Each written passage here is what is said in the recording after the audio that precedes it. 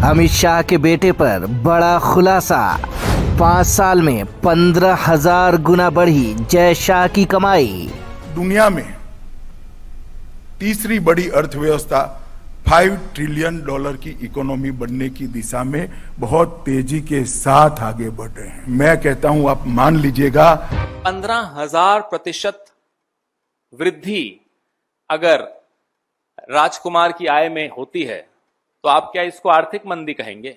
Corporate मामलों के मंत्रालय की वेबसाइट से यह पता चला है कि गृह मंत्री के बेटे जय शाह की कंपनी की कमाई तकरीबन 14,925% साल 2014 से लेकर 2019 के बीच बढ़ी है।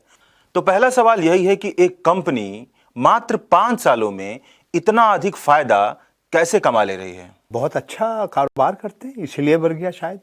देखिए, जब 2017 में वायर जो वेबसाइट है, उन्होंने जय शाह जी के एक कंपनी है टेम्पल एंटरप्राइज प्राइवेट लिमिटेड, उन्होंने लिखा, रोहिणी सिंह का लेख था, उन्होंने कहा किस तरह से 16,000 गुण बढ़ गया उसका पूरा कारोबार, जो अंग्रेजी में कहते हैं टर्नओवर। और फिर हम देख रहे हैं कि कुछ सालों के बाद ये कंपनी आहिस्ता आहिस्ता। एक खबर पर मानहानि का मुकदमा 100 करोड़ का, ये मानहानि है या 100 करोड़ की धमकी? आजकल मानहानि का नोटिस एक हथियार बन गया है। विरोधी नेताओं को मानहानि का नोटिस भेजकर मामले को कोर्ट में ले जाना नया चलन है। जय शाह ने दीवायर को 100 करोड़ की मानहानि का नोटिस भेजा है रोहिणी सिंह, सिद्धार्थ वरदराजन, एम.के. वेणु के खिलाफ और गौतम भाटिया जो इनके एडिटर संस्थापक हैं वगैरह वगैरह। वेबसाइट की स्टोरी दावा करती है कि 2014 में मोदी सरकार के बनने के बाद जय शाह की कंपनी का टर्नओवर एक साल में 16,000 गुना बढ़ गया। इसके बाद भी यह कंपनी 2016 में बंद हो गई। 16,000 गुना सुनकर आपको लग सकता है कि कई लाख करोड़ का मामला होगा, मगर यह चंद हजार से 80 करोड़ रुपए के टर्नओवर तक पहुंचने का मामला है। वायर अपनी स्टोरी पर कायम है और मानहानि का ऐलान होने के बाद भी अंग्रेजी से हिंदी में अनुवाद छापा। जय शाह का कहना है कि उन्होंने कोई हेराफेरी नहीं की। जय शाह ने रविवार को अपनी सफाई दी, जिसे वायर ने हिंदी और अंग्रेजी दोनों में छापा है। रोहिणी सिंह की स्टोरी में जय शाह के वकील का बयान भी है। कॉर्पोरेट खाता बही को समझने वाले इस स्टोरी की अलग अलग व्याख्या कर रहे हैं, समझने में लगे हैं। वायर के अलावा ओप इंडिया नाम की एक वेबसाइट पर आर जगन्नाथन ने लिखा है कि स्टोरी सही नहीं है, कई कमजोरियां हैं, तो आप दोनों पढ़िए। एक मामला असुरक्षित लोन का भी है, जिसे लोन देने वाली कंपनी ने कथित तौर पर अपने बही खाते में नहीं दिखाया। मतलब 15 करोड़ आप दे दें कंपनी के अकाउंट से, कहीं दिखाया भी नहीं। कहीं होता है जी? मगर बीजेपी और जय शाह का कहना है कि जो लोन लिया गया उसे सूद समेत चुका दिया गया। सवाल है लोन कैसे दिया गया? स्टोरी की बारीकियों को समझना मेरे बस की बात नहीं, फिर भी पेरी माहेश्वरी ने लिखा है कि स्टोरी में दम है। बहरहाल तुरंत निष्कर्ष पर पहुंचने से अच्छा है कि स्टोरी से जुड़े सभी पक्षों को ध्यान दें, गूगल पर सर्च करके पढ़ते रहें। कैरावैन पेपर में कौशल श्रॉफ ने लिखा, 1 अक्टूबर-नवंबर में यह प्रकाश किया कि किस तरह से ये कंपनी कुसुम फिनसर्व LLP का जो टोटल इनकम, यानी कि पूरा जो कारोबार कर रहा है, 14,925% बढ़ा वित्तीय साल 2014 से वित्तीय साल 2019। वित्तीय साल 2014 में ये कंपनी, ये जो कुसुम फिनसर्व LLP का 80 लाख से भी कम इनका पूरा कारोबार था। ये 2019 का वित्तीय साल में 120 करोड़ के थोड़ा सा कम, 119.61 करोड़। तो और 2017 में तकरीबन 143.43 करोड़। देखिए उनका संपत्ति बढ़ा, उसका जो अलग अलग जो एसेट्स है सब कुछ बढ़ गया। ये लेख जो है इसमें किसा लिखा कि अलग अलग कंपनियां किस तरह से इसको ऋण दिया, बैंक भी इसको ऋण दिया, ऐसे समवाय का कोऑपरेटिव बैंक भी है और निजी कंपनी भी ऐसे है, जैसे एक कंपनी KISA फाइनेंशियल सर्विसेज, ये कंपनी भी ये जय अमित शाह का कंपनी, यानी कि ये LLP जो कंपनी है कुसुम फिनसर्व को दिया। और एक चीज़ और, ये जो कैरावैन का लेख इन्होंने लिखा कि उन्होंने बहुत देर करके उनका जो हर साल ये LLP को 30 अक्टूबर तक देना पड़ता है इसका अकाउंट। और ये कार्वा का जो लेख है कौशल श्रॉफ ने कहा 2 साल इन्होंने उनका जो बैलेंस शीट है, फाइनेंशियल स्टेटमेंट्स जो है उन्होंने नहीं दिया। अब सब कुछ मिल गया। तब तो जिस समय चुनाव चल रहे थे नहीं था, मगर 2 अगस्त 2019 जो इलेक्शन का नतीजा का घोषणा का 3 महीना के बाद ये सारे statement MCA, ministry of corporate affairs, registrar of companies, ये इनके वेबसाइट में सब कुछ आ गया। अमित शाह के बेटे की कंपनी 50,000 रुपए से जाकर 80 करोड़ की बनती है। यहाँ पे गुजरात में लोग व्यापार करते हैं, व्यापार को समझते हैं। यहाँ कोई है व्यापारी जिसने 3-4 हो ना?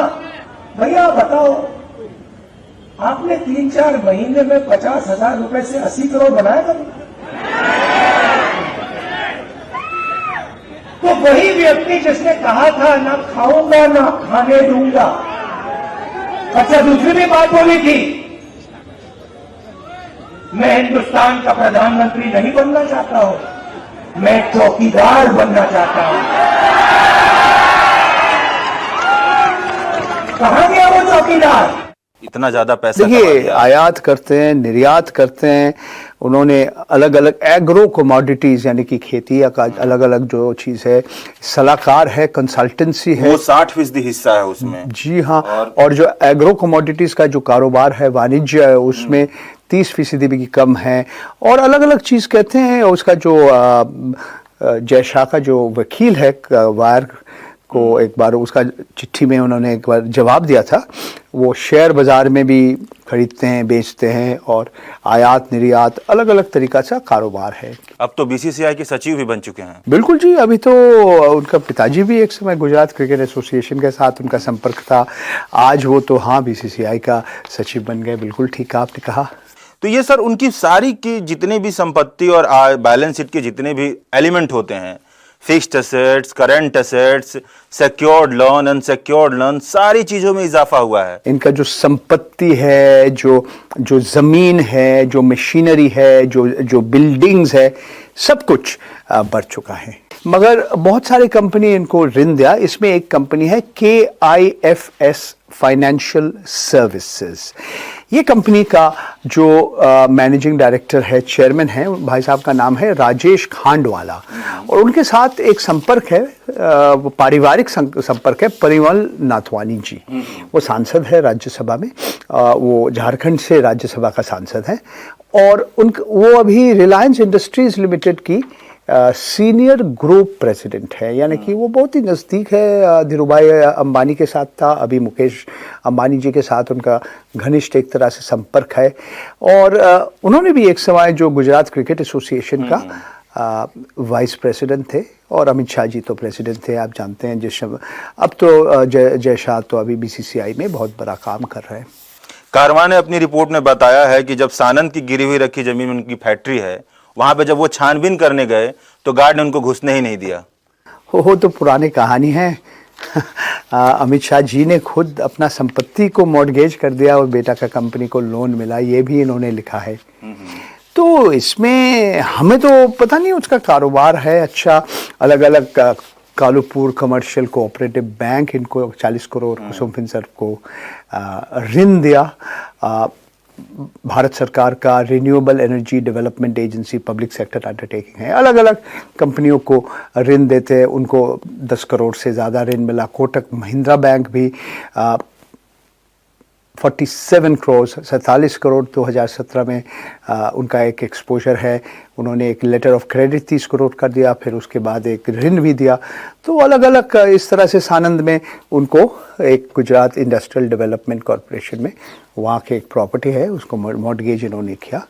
तो हाँ, उनका कारोबार अच्छा चल रहा है, यही हमें लग रहा है। एक आम आदमी तो कहेगा कि क्या दिक्कत है इसमें, एक आदमी पैसा कमा रहा है, इसमें दिक्कत क्या है आपको, ऐसा सवाल पूछेगा तो कोई बात नहीं, अच्छा कारोबार कर रहे हैं, अच्छा उनका क्या कहते हैं एंटरप्रेन्योरियल स्किल्स है, वो कारोबार करने में उनका बहुत वो सक्षम, वो बहुत ही हैज़ बीन वेरी टैलेंटेड, उनका बहुत भी क्वालिटीज़ है, इसीलिए बड़ा कि कोई बात नहीं। देश का अर्थव्यवस्था खराब चल रही है, इसमें क्या है, व्यक्तिगत बहुत सारे कंपनी का अगर देखेंगे उसका बैलेंस शीट अच्छा, उनका कारोबार बढ़ रहा है। वो जैसे जय अमित शाह जी का कंपनी भी, जैसे कुसुम फिनसर्व LLP, मगर ऐसे ही तो लोग तो कुछ कहा नहीं, तो गैर कानूनी काम शायद कुछ कारवान का लेख में तो कुछ आया नहीं कि उन्होंने गैर कानूनी कुछ किया। 15,000% वृद्धि अगर राजकुमार की आय में होती है तो आप क्या इसको आर्थिक मंदी कहेंगे? दरअसल जय शाह की कंपनी कुसुम फिनसर्व की जो कमाई 2014 में महज 79,60,000 थी, एक साल बाद ही वो बढ़कर 3 करोड़ 23 लाख हो गई। अगले साल यानी 2016 में मुनाफे में और वृद्धि हुई और कमाई बढ़कर 24 करोड़ 16 लाख पर पहुंच गई। 2017 में तो कमाई ने सारे रिकॉर्ड तोड़ डाले और जय शाह की कंपनी का मुनाफा 143 करोड़ तक पहुंच गया। हालांकि अगले 2 साल में मुनाफे में गिरावट जरूर आई, फिर भी 2014 में 79 लाख के मुकाबले 2019 में कुल कमाई 119 करोड़ 61 लाख तक जा पहुंची। माँ कसम दुबई का सुल्तान अगर जिंदा होता तो जिंदगी पर अफसोस कर रहा होता और तेल के सारे कुओं में आग लगाकर जय शाह के चरणों में साष्टांग दंडवत हो जाता कि अमीर बनने की ऐसी चमत्कारी बूटी का विस्भोग तो सिर्फ जय शाह में ही है। तो मंदिर की जगह रोजगार मांगने वाले नौजवान, मंदिर की जगह फसलों का दाम मांगने वाले किसान, मंदिर की जगह अमन का इंतजाम मांगने वाले इंसान, कान खोल कर सुन लो, सरकार से हिसाब मत मांगो, भगवान से जय शाह जैसा एक पुत्र मांग लो। सारे दुख, सारे दर्द, सारी चिंताएं, सारी परेशानियां और सारी दुश्वारियां चुटकी में दूर हो जाएंगी। एक कंपनी को मात्र 5 सालों में 14,925% का फायदा हुआ। सोचिएगा।